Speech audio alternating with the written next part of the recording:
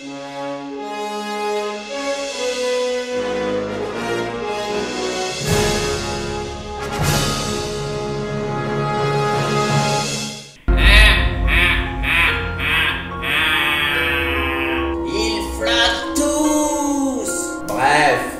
bien ou bof? Alors le débrief film du jour, c'est ça.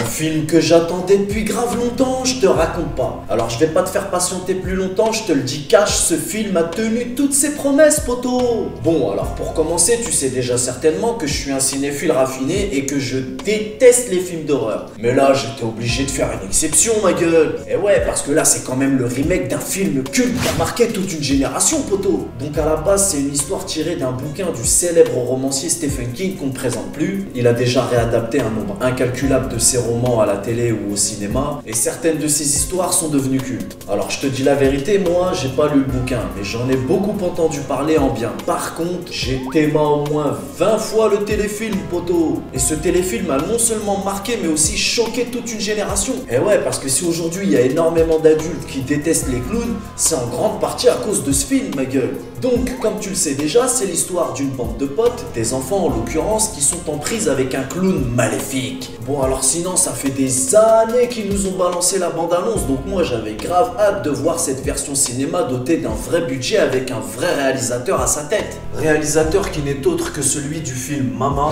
Mama qui est un classique pour les amateurs de films d'horreur. Moi perso, je l'ai pas vu. Normal, je déteste les films d'horreur comme tu le sais déjà, mais j'ai lu énormément de bonnes critiques sur ce film qui donc est un classique. Et maintenant avec le film Ça, le mec a 2 classiques à son actif, ma gueule. Et oui, parce que je te le dis direct, ce film est d'ores et déjà un classique, sache-le. Alors je sais déjà ce que tu es en train de te demander, jeune padawan. Oui, mais est-ce que le film il fait peur? Bon, alors je te le dis franchement, moi personnellement ça m'a fait flipper. Ah ouais, parce que le clown il a une de ses sales gueules, poteau. Le bail du clown est hyper sérieux, je te raconte pas. Le rythme du film est très soutenu également, et il y a des scènes d'horreur qui te glacent le sang, ma gueule. Et tout ça malgré que je connaisse déjà l'histoire par cœur. Mais bon, heureusement ils ont quand même modifié pas mal de trucs, hein. Parce que s'ils prennent trop de liberté, le public n'est pas content. S'ils font exactement la même chose, le public n'est pas content non plus. Là je pense qu'ils ont bien dosé la chose. Mais alors si tu connais pas l'histoire, attends-toi à flipper ta race direct. Parce que moi je te dis la vérité, à un moment donné j'ai fait un bond sur mon siège tellement j'étais pas prêt.